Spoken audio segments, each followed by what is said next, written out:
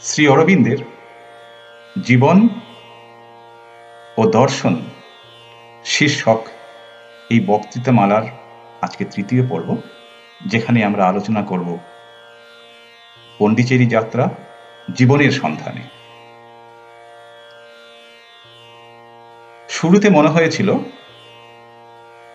এই তৃতীয় পর্বের বর্ণনার মধ্যে শ্রী অরবিন্দের পন্ডিচেরি যাত্রা এবং সেই সঙ্গে তার পন্ডিচেরির 40 বছরের জীবনকে একসঙ্গে উপস্থাপন করা যাবে, কিন্তু প্রসঙ্গক্রমে যে কথাগুলো মনের মধ্যে এসে গেছে তাতে মনে হচ্ছে এই দুটোকে একসঙ্গে করলে বক্তব্য অনেকটা লম্বা হয়ে যাবে। তাই এই তৃতীয় পর্বকে দুটো অংশে ভাগ করার চেষ্টা করব।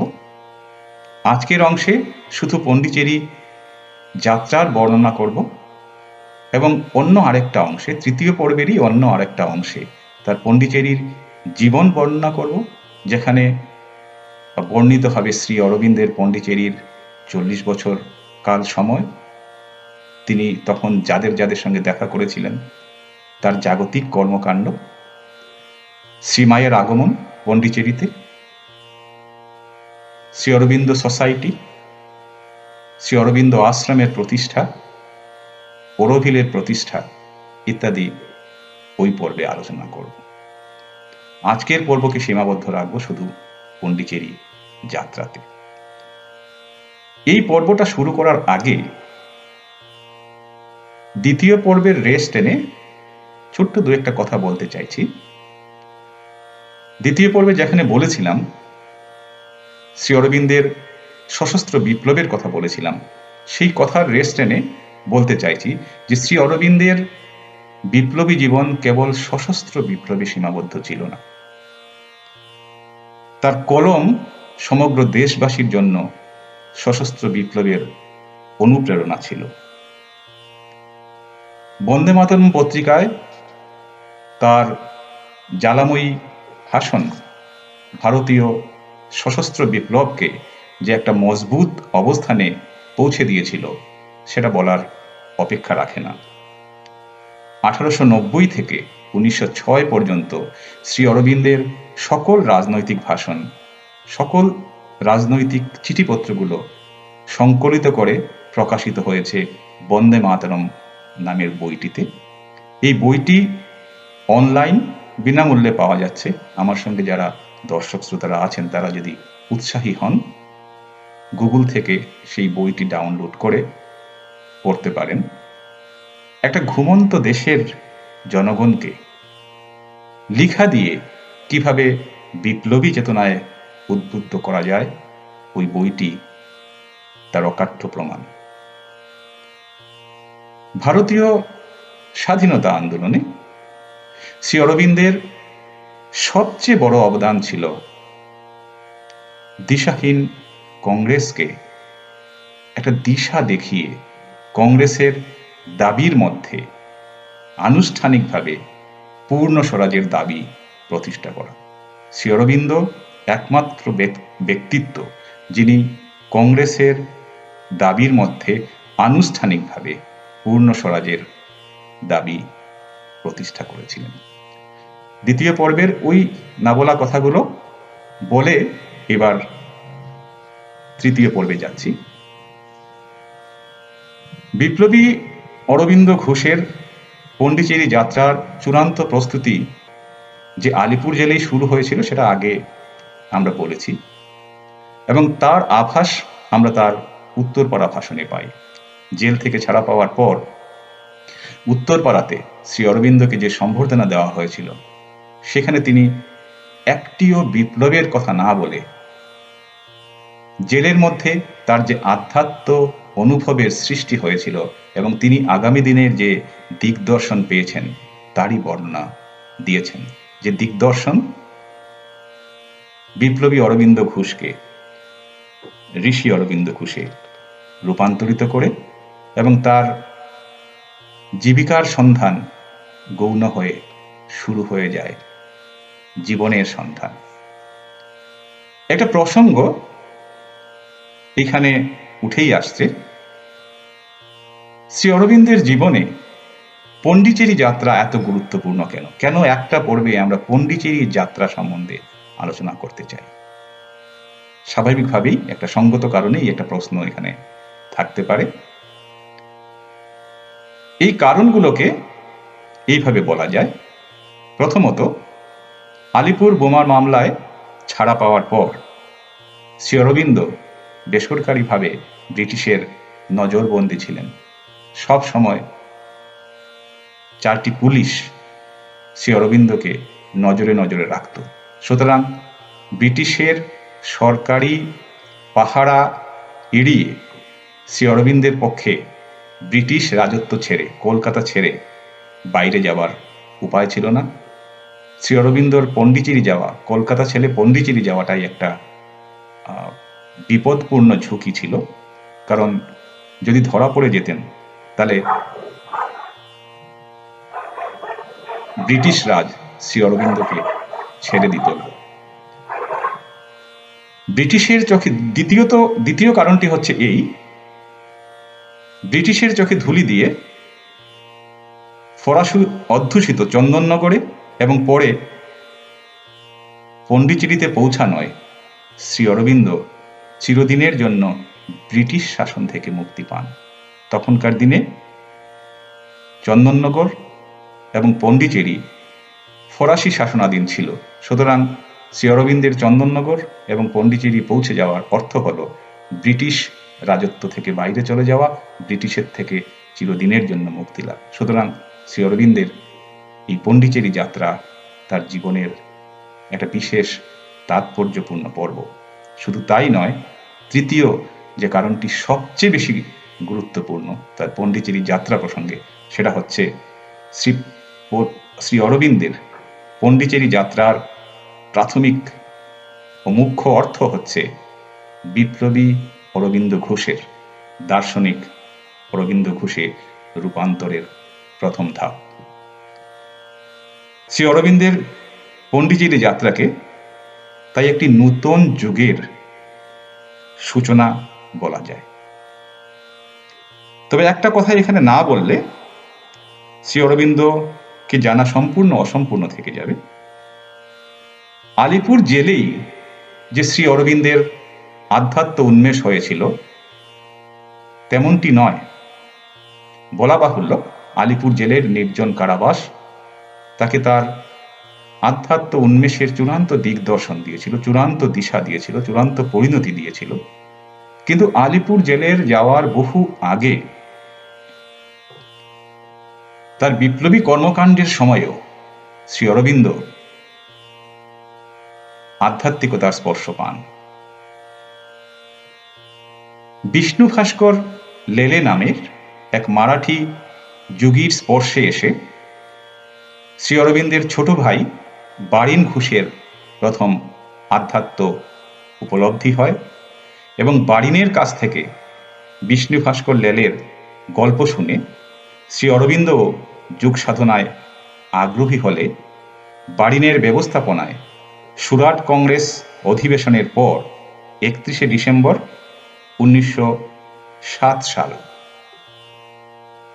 বছরটি অত্যন্ত গুরুত্বপূর্ণ, 31শে ডিসেম্বর 1907 সালে দুই ভাই বারিন ও অরবিন্দ ঘোষ সুরাট থেকে বরোদা পৌঁছান, যেখানে কেশরী রাওয়ের বাড়িতে সকাল 8টায় বিষ্ণু ভাস্কর লেলের সাথে শ্রী অরবিন্দের প্রথম দেখা হয়। পরবর্তীতে শ্রী অরবিন্দ উল্লেখ করেন লেলে একজন খুব ভালো যোগী ছিলেন। লেলের সাথে কথোপকথনে শ্রী অরবিন্দ জানান 3 বছর আগেই তিনি যোগ অভ্যাস শুরু করেছেন এবং খানিক ফলও পেয়েছেন। এই কথাগুলো এখানে উল্লেখযোগ্য এর জন্য যে জেলের কারাবাসের 1 বছরের মধ্যে শ্রী অরবিন্দের আধ্যাত্মিকতার উন্মেষ হয়েছিল সেটা নয়।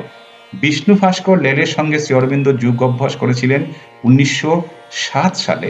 আমরা জানি শ্রী অরবিন্দ 1906 সালে সক্রিয় বিপ্লবে অংশগ্রহণ করেছিলেন কলকাতায় এবং 1907 সালে মুরারি পুকুরের গুপ্ত বিপ্লবী সংগঠন পূর্ণোদ্যমে কাজ করে যাচ্ছিল এবং এর পেছনে নেতৃত্ব দিচ্ছিলেন শ্রী অরবিন্দ। অর্থাৎ বিপ্লবী কর্মকাণ্ড যখন চলছিল ঠিক তখনই শ্রী অরবিন্দের আধ্যাত্ম অনুভব অন্য একটা দিশা পেয়েছিল বিষ্ণু ভাস্কর লেলের সঙ্গে সাক্ষাৎকারে।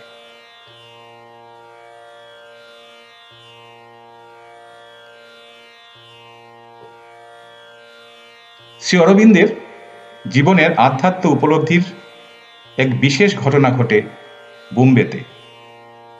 বিষ্ণু ভাস্কর লেলের সঙ্গে যুগাভ্যাস করার পর তিনি বোম্বে চলে যান।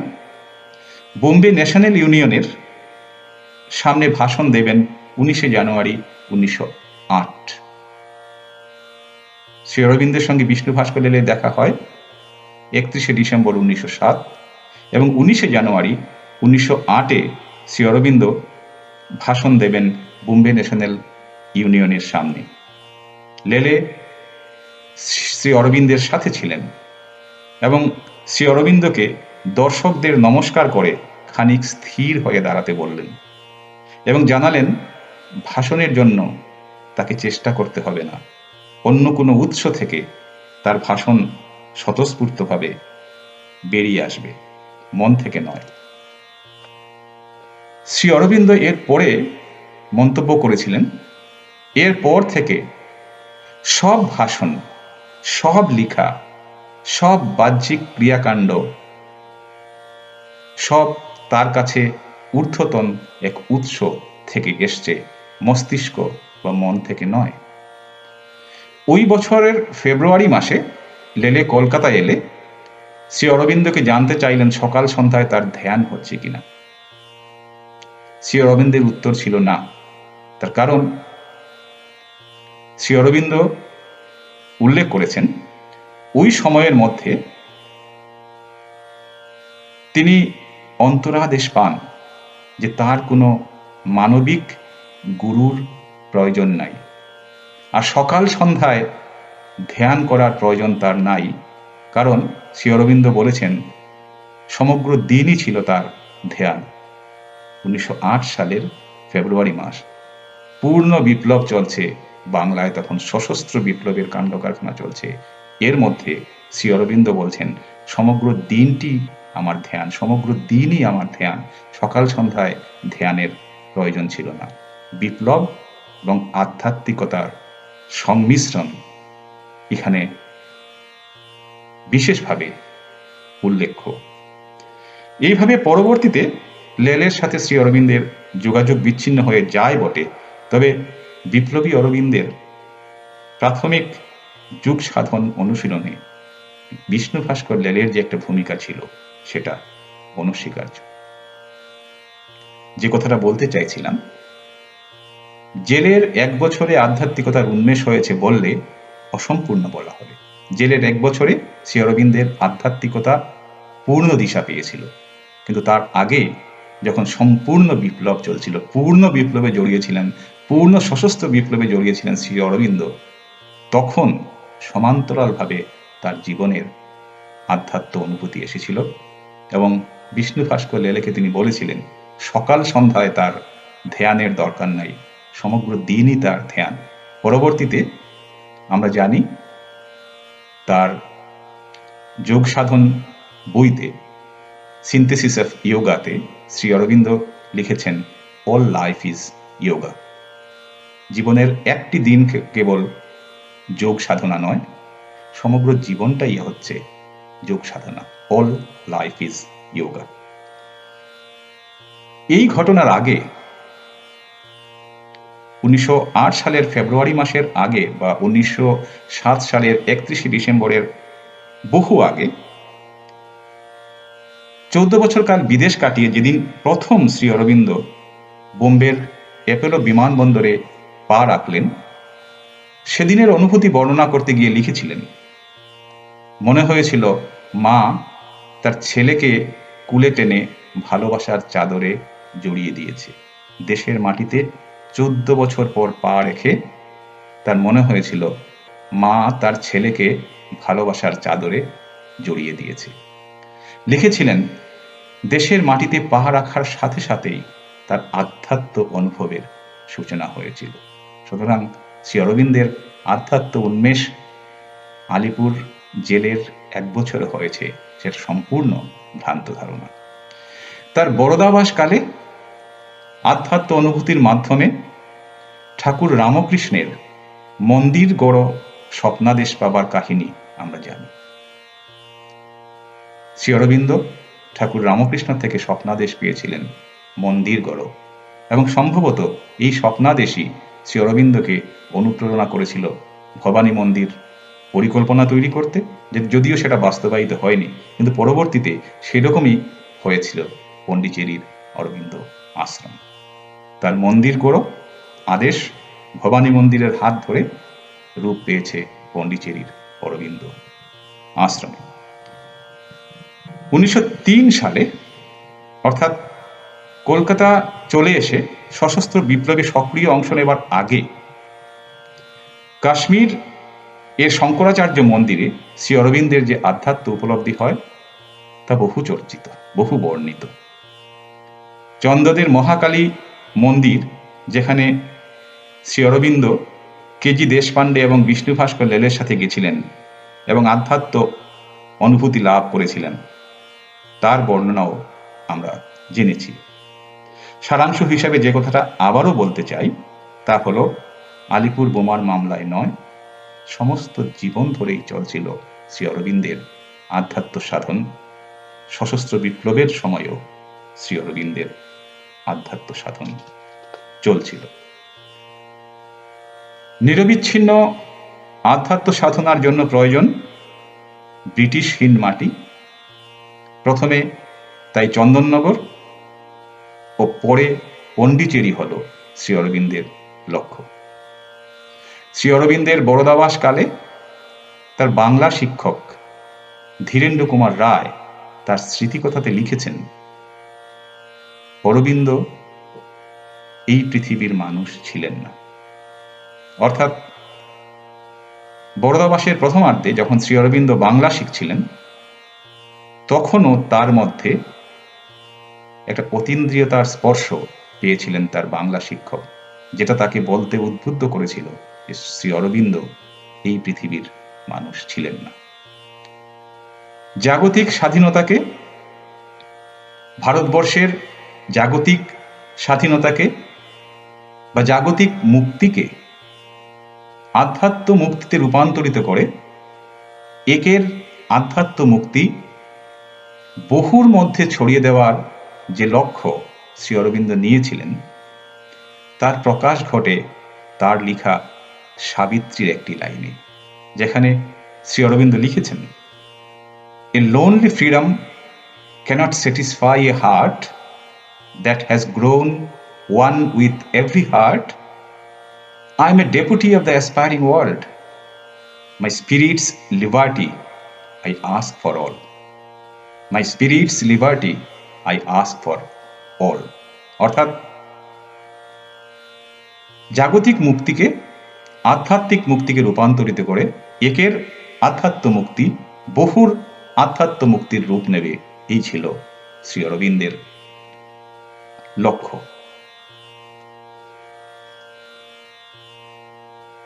আমরা জানি শ্রী অরবিন্দ যখন কলকাতা ছেড়ে 1910 সালে প্রথমে চন্দননগরে চলে যান, তখন তার আস্তানা হয়েছিল চন্দননগরের মতিলাল রায়ের বাড়ি। চন্দননগর ঘাটে তার নৌকা পৌঁছানোর পর বীরেনকে তিনি তার পুরনো সহকর্মী এবং আলিপুর বোমায় অভিযুক্ত চারুচন্দ্র রায়ের কাছে পাঠিয়েছিলেন। চারুচন্দ্র রায়ের বাড়িতে পাঠিয়েছিলেন বীরেনকে আশ্রয়ের কথা লিখে, কিন্তু চারুচন্দ্র রায় শ্রী অরবিন্দকে চন্দননগরে আশ্রয় দেননি। আলিপুর বোমার মামলায় চারুচন্দ্র রায় ছাড়া পেলেও এই বোমার মামলার কারাবাস তাকে এতটাই ভেঙে দিয়েছিল যে পরবর্তীতে চন্দননগরে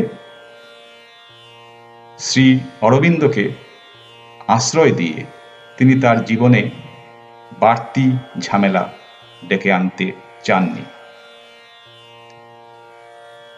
কার আশ্রয়ে ভিক্ষা চারুচন্দ্র প্রত্যাখ্যান করলেন সেটা হয়তো তখন তিনি বুঝতে পারেননি। ভগবান হয়তো আমাদের অজান্তে এভাবেই আমাদের কাছে আশ্রয় চান, আর আমরা না জেনে না বুঝে তাকে শূন্য হাতে ফিরিয়ে দিই। মতিলাল রায় মাত্র একবার শ্রী অরবিন্দের ভাষণ শুনেছিলেন উত্তরপাড়াতে, এবং যখন তিনি খবর পেলেন যে শ্রী অরবিন্দের নৌকা চন্দননগরের ঘাটে লেগেছে এবং তিনি আশ্রয়ের অপেক্ষায়, সঙ্গে সঙ্গে তিনি নৌকার ঘাটে দৌড়ে গেলেন এবং তার বাড়িতে শ্রী অরবিন্দকে আশ্রয় দিলেন। যদিও এরপর নিরাপত্তার খাতিরে চন্দননগরের 6 সপ্তাহর কাল সময়ে শ্রী অরবিন্দকে বারে বারে আস্তানা বদল করতে হয়েছে, তবু প্রথম আশ্রয় ছিলেন মতিলাল রায়, এবং অরবিন্দকে পণ্ডিচেরি রওনা করে দেওয়া পর্যন্ত শ্রী মতিলাল রায় অরবিন্দকে সহায়তা করে গেছেন। কর্মযোগীন পত্রিকা মামলায় অফিস তল্লাশি হতে পারে এবং শ্রী অরবিন্দকে বন্দী করা হতে পারে। পরের দিন এইরকম খবর যখন কর্মযোগীন কার্যালয়ে পৌঁছালো সন্ধ্যাবেলা, শ্রী অরবিন্দ আদেশ পান কলকাতা ছেড়ে চন্দননগর চলে যাওয়ার। অন্তর আদেশ আসে, দিব্য আদেশ পান কলকাতা ছেড়ে চলে যাওয়ার। 10 মিনিটে সব বন্দোবস্ত হয়ে শ্রী অরবিন্দ রামচন্দ্র মজুমদার, বীরেন ঘোষ ও সুরেশচন্দ্র চক্রবর্তী গঙ্গাঘাটে পৌঁছান। বীরেন ঘোষ ও সুরেশচন্দ্র চক্রবর্তী শ্রী অরবিন্দকে সঙ্গ দেন চন্দননগর পর্যন্ত। রামচন্দ্র মজুমদার ঘাট থেকে ফিরে যান। রহস্যজনকভাবে ওই সময়ে শ্রী অরবিন্দের উপর নজর রাখা 4 জন পুলিশ কর্মী ওই অঞ্চল থেকে উধাও ছিল। ফলে অনায়াসে শ্রী অরবিন্দ কর্মযোগীন পত্রিকা অফিস থেকে গঙ্গাঘাটে পৌঁছান 10-15 মিনিট পায়ে হেঁটে। প্রায় 7 ঘন্টায় 30 কিলোমিটার উজান গঙ্গা বেয়ে ভোর 4টায় শ্রী অরবিন্দেরকে নিয়ে নৌকা পৌঁছায় চন্দননগরের রানীঘাটে। মতিলাল রায়ের বাড়িতে অরবিন্দকে পৌঁছে দিয়ে বীরেন ঘোষ এবং সুরেশচন্দ্র চক্রবর্তী নৌকায় কলকাতা ফিরে যান। নিরাপত্তার খাতিরে শ্রী অরবিন্দের আস্তানা পরিবর্তনের সময় চন্দননগরে যখন নিরাপত্তার খাতিরে শ্রী অরবিন্দকে বারবার আস্তানা পরিবর্তন করতে হয়েছিল, তখন কখনো এমন হয়েছে যে পুলিশের চোখে ধুলি দিতে শ্রী অরবিন্দ আর মতিলাল রায় একই থালার খাওয়া ভাগ করে খেয়েছেন। কারণ দুজনের খাওয়া এলে পুলিশের সন্দেহ হতে পারে, তাই খাওয়া এসছে মতিলাল রায়ের জন্য। মতিলাল রায় এবং শ্রী অরবিন্দ ভাগ করে সেই খাওয়া খেয়েছেন। এভাবেই হয়তো ভগবানের সাথে একই থালায় ভোগ ভাগ করে নেওয়ার ভাগ্য ভক্তের হয়ে যায় নিজের অজান্তে। চন্দননগরেই শ্রী অরবিন্দের গভীর সাধনা শুরু হয়ে যায়। এমন সময়ে শ্রী অরবিন্দ আবারও দিব্য আদেশ পান পণ্ডিচেরি চলে যাওয়ার। হঠাৎ করে শ্রী অরবিন্দের কলকাতা থেকে পুলিশি পাহারা উপেক্ষা করে উধাও হয়ে যাওয়ায় কলকাতা তথা দেশ জুড়ে একটা চাঞ্চল্য সৃষ্টি হয়। কর্মযোগীন পত্রিকায় তাই খবর বেরোয় শ্রী অরবিন্দ আধ্যাত্ম সাধনার লক্ষ্যে বর্তমানে তিব্বতের মহাত্মাদের সান্নিধ্যে রয়েছেন। বলা বাহুল্য, এই খবর ব্রিটিশ রাজকে শ্রী অরবিন্দের অবস্থান সম্পর্কে বিভ্রান্ত করতেই ইচ্ছাকৃতভাবে প্রকাশ করা হয়েছিল। ফরাসি শাসনাধীন চন্দননগর থেকে ফরাসি শাসনাধীন পণ্ডিচেরি যাবেন শ্রী অরবিন্দ। এতে তো বিপত্তি হওয়ার কথা নয়, কিন্তু একটা সমস্যা ছিল। চন্দননগর থেকে কোনো জাহাজ পণ্ডিচেরি ছিল না। ফলে কলকাতা থেকে যে জাহাজ পণ্ডিচেরি হয়ে শ্রীলঙ্কার কলম্বোতে যাবে, পণ্ডিচেরি যেতে গেলে শ্রী অরবিন্দকে সেরকম একটা জাহাজ ধরতে হবে। সুতরাং চন্দননগর থেকে শ্রী অরবিন্দকে আবার ব্রিটিশ অধীন কলকাতায় আসতে হবে। এটাই ছিল প্রচণ্ড ঝুঁকিপূর্ণ কাজ। মতিলাল রায়কে শ্রী অরবিন্দ প্রথম পর্বের আয়োজনের দায়িত্ব দিলেন, অর্থাৎ দুটো পর্বে হবে। একটা পর্বে শ্রী অরবিন্দ আবার চন্দননগর থেকে কলকাতা আসবেন এবং দ্বিতীয় পর্বে কলকাতা থেকে পন্ডিচেরি যাবেন। তিনি বিশ্বস্ত মতিলাল রায়কে প্রথম পর্বের আয়োজনের দায়িত্ব দিলেন। উত্তরপাড়ার বিপ্লবী যুবক অমর চ্যাটার্জিকে খবর পাঠালেন শ্রী অরবিন্দ মতিলাল রায়কে সহায়তা করার জন্য। দ্বিতীয় পর্বের যাত্রা অবশ্যই দীর্ঘ এবং ঝুঁকিপূর্ণ। অরবিন্দ তার ভাই সুকুমার মিত্রকে দ্বিতীয় পর্বের যাত্রার দায়িত্ব দিলেন। সুকুমারকে বলা হলো বিজয়নাথ কলকাতা থেকে পন্ডিচেরি অবধি শ্রী অরবিন্দের যাত্রা সঙ্গী হবেন। সুরেশ চক্রবর্তীকে অগ্রিম পাঠানো হলো পন্ডিচেরিতে শ্রী অরবিন্দের থাকার বন্দোবস্ত তৈরি করার জন্য। সুকুমার মিত্রের বাড়ির সামনে প্রতিদিন সাদা পোশাকি পুলিশ পাহারা থাকত। ফলে সুকুমার রায় নিজে পন্ডিচেরি যাত্রার বন্দোবস্ততে সরাসরি যুক্ত না হয়ে তার বিশ্বস্ত দুইজন বিপ্লবী অনুচরকে এই কাজের দায়িত্ব দিলেন। ট্রেনে করে শ্রী অরবিন্দের পন্ডিচেরি যাওয়া ঝুঁকিপূর্ণ ছিল, কারণ প্রতিটি স্টেশনে পুলিশ থাকবে, যে কোনো সময় শ্রী অরবিন্দ ধরা পড়ে যেতে পারেন। এবং জাহাজে যেতে গেলে ফরাসি জাহাজ ছিল পছন্দের তালিকায় প্রথম। তার কারণ একবার ফরাসি জাহাজে উঠে গেলে কলকাতা থেকে যখন জাহাজ বন্দর ছেড়ে সমুদ্রে চলে যাবে, তখন ওই জাহাজের সকল যাত্রী ফরাসি বৈধ কর্তৃত্বের অধীনে চলে আসবেন। সেখানে ব্রিটিশদের কোনো হাত থাকবে না। পরবর্তী অনুসন্ধানে ব্রিটিশকে বিভ্রান্ত করতে সুকুমার মিত্রের পরিকল্পনা অনুযায়ী পন্ডিচেরি যাত্রাপথে শ্রী অরবিন্দের ছদ্মনাম হল যতীন্দ্রনাথ মিত্র এবং বাড়ি উলুবেড়িয়া। বিজয়নাগের ছদ্মনাম হল বঙ্কিমচন্দ্র ভৌমিক, বাড়ি রংপুর জেলায়। জাহাজের টিকিট কাটা হলো ওই নামে। 31শে মার্চ 1910 মতিলাল রায় দূর থেকে দেখলেন শ্রী অরবিন্দ চণ্ডীতলা ঘাট থেকে শ্রী অরবিন্দ নৌকায় চড়লেন।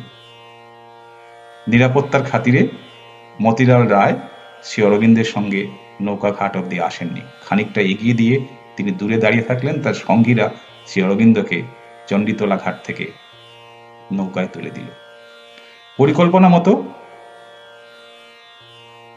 তার দুজন বিশ্বস্ত সহকর্মী শ্রী অরবিন্দকে নৌকায় পৌঁছে দেওয়ার কাজ করল। উত্তরপাড়া থেকে অন্য একটি নৌকাতে অমর চ্যাটার্জি ও তার বিশ্বস্ত সহকর্মী মন্মথ বিশ্বাস নৌকা যাত্রা করেন এবং আগরপাড়াতে শ্রী অরবিন্দের নৌকার সাথে মিলিত হন।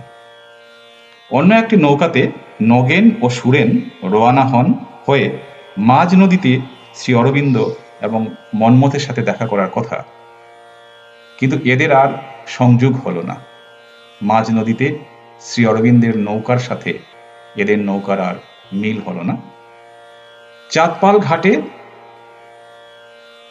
শ্রী অরবিন্দের নৌকা পৌঁছানোর পর, কলকাতার চাঁদপাল ঘাটে শ্রী অরবিন্দের নৌকা পৌঁছানোর পর তাকে নিরাপত্তায় নিয়ে যাওয়া হলো কলেজ স্কয়ারে সুকুমার মিত্রের বাড়িতে। বাড়ির কিছু দূরে অমর ঘোড়ার গাড়িকে দাঁড় করিয়ে মন্মথকে পাঠালেন সুকুমার মিত্রকে খবর দিতে। যেহেতু সুকুমার মিত্রের বাড়ির চারপাশে সাদা পোশাকি পুলিশ প্রহরা ছিল, তাই একটা বিপদের আশঙ্কা এখানে ছিলই। ঘোড়ার গাড়িতে বসে অমর যখন অরবিন্দের নিরাপত্তায় চিন্তায় অস্থির, তখন শ্রী অরবিন্দকে মন্মথ আবিষ্কার করলেন অবিচলিত, চিন্তামুক্ত পাথরের একজন মূর্তির মতো। সুকুমার মিত্রের সঙ্গে মন্মথের যোগাযোগ হলো এবং তার নির্দেশে সেখান থেকেই শ্রী অরবিন্দকে নিয়ে যাওয়া হলো চাঁদপাল ঘাটের আশেপাশে। সুকুমার মিত্রের আদেশে নরেন চাঁদপাল ঘাটে অরবিন্দের দলের সাথে দেখা করলেন এবং জিনিসপত্র পৌঁছালেন। ডাক্তারি পরীক্ষার আগে নরেন শ্রী অরবিন্দ আর বিজয়ের নাম ঠিকানার কথা জানিয়ে টিকিট হাতে ধরিয়ে দিল, অর্থাৎ তাদের যে ছদ্মনাম সেটা বলে দিল এবং তাদের হাতে টিকিট ধরিয়ে দিলেন। ডাক্তারি পরীক্ষার জন্য শ্রী অরবিন্দকে যেখানে বাইরে দাঁড়াতে হয়েছিল সেখানে প্রায় 30 মিনিট সময় অপেক্ষা করতে হয়েছিল এবং সেই সময়টা খুব ঝুঁকিপূর্ণ ছিল। যে কোনো সময় পুলিশ শ্রী অরবিন্দকে চিনে নিতে পারত। 10 মিনিটের ডাক্তারি পরীক্ষার পর সার্টিফিকেট হাতে নিয়ে অরবিন্দ রাত্রি 11টায় উঠলেন SS ডুপ্লেক্স ফরাসি জাহাজে 31শে মার্চ 1910। পরবর্তীতে অমর তার বর্ণনায় লিখেছেন, যার নিরাপত্তায় আমরা ছিলাম চিন্তিত তিনি ছিলেন নিশ্চল, নিশ্চুপ, যেন ধ্যানমগ্ন অবস্থা। পকেট থেকে বের করে অমর কিছু ফরাসি টাকা দিলেন শ্রী অরবিন্দকে, যেগুলো উত্তরপাড়ার জমিদার মিছরিবাবু শ্রী অরবিন্দের জন্য দিয়ে দিয়েছিলেন। রাত তখন 11টা। বিজয় ও অরবিন্দের কাছে বিদায় নিয়ে অমর এবং মন্মথ চলে গেলেন। শুরু হলো শ্রী অরবিন্দের জীবনের চতুর্থ অধ্যায়। জাহাজের ডাক্তারি পরীক্ষা না করিয়ে ডাক্তারের বাড়িতে পরীক্ষা করিয়ে সার্টিফিকেট নিয়ে শেষ মুহূর্তে জাহাজে চড়াতে একটা বড় বিপদের ঝুঁকি এড়ানো সম্ভব হয়েছিল ওই সময়, যদিও সেটা কোনো পরিকল্পনা মাফিক ছিল না। তার কারণ কারোরই জানা ছিল না যে জাহাজে ডাক্তারি পরীক্ষায় পুলিশ উপস্থিত ছিল। পরে পুলিশের রিপোর্টে পাওয়া যায় যে বাঙালি নামের 2 যাত্রী জাহাজের ডাক্তারি পরীক্ষায় অনুপস্থিত ছিলেন। পরদিন যখন তদন্ত করে পুলিশ জানতে পারে যে ওই 2 জন যাত্রী শেষ মুহূর্তে জাহাজে চড়েছিলেন, তখন অরবিন্দ নিরাপদ দূরত্বে ফরাসি শাসনাধীন অঞ্চলে চলে গেছেন। 4 এপ্রিল শ্রী অরবিন্দ পন্ডিচেরি পৌঁছালেন।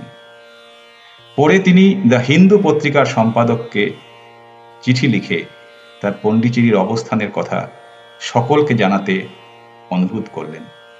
লিখলেন, I am and will remain in Pondicherry. Shri অরবিন্দের সাধনা শুরু হলো জীবনের সন্ধান। আজকের পর্ব এইখানেই শেষ করছি। শ্রী অরবিন্দ পন্ডিচেরি পৌঁছালেন। এই পর্বের দ্বিতীয় অংশে যেটা বলছিলাম, এই পর্বের দ্বিতীয় অংশে তার পন্ডিচেরির জীবন আলোচনা করব এবং তারপরে চতুর্থ পর্ব থেকে আমরা শ্রী অরবিন্দের দর্শন নিয়ে আলোচনা শুরু করব। আশা করব আজকে অবধি যারা আমার সঙ্গে এই অনুষ্ঠানে রয়েছেন, শ্রী অরবিন্দের দর্শন যখন আলোচনা করব তারা সকলে তখন আমার সঙ্গে থাকবেন। যদিও শুরুতে শ্রী অরবিন্দ দর্শনকে গ্রহণ করতে একটু অসুবিধা হতে পারে, কিন্তু আমি চেষ্টা করব একেবারে সহজ ভাবে সরল ভাষায় শ্রী অরবিন্দ দর্শনকে আপনাদের সম্মুখে উপস্থাপন করতে, এবং সব শেষে যেটা অনুষ্ঠান মালায় বলা আছে, যেটা অনুষ্ঠানের যে ঘোষণা হয়েছে তাতে বলা আছে যে সব শেষে শ্রী অরবিন্দ দর্শনের মৌলিকত্ব নিয়ে আমরা আলোচনা করব, অরবিন্দ দর্শনের বিশেষত্ব নিয়ে আমরা আলোচনা করব। এতে যারা দর্শক শ্রোতারা আমার সঙ্গে রয়েছেন তাদের শ্রী অরবিন্দের মূল জিনিসটা ধরে নিতে সুবিধা হবে। এই কথাগুলো বলে আজকের পর্ব এইখানেই শেষ করছি। সকলকে নমস্কার।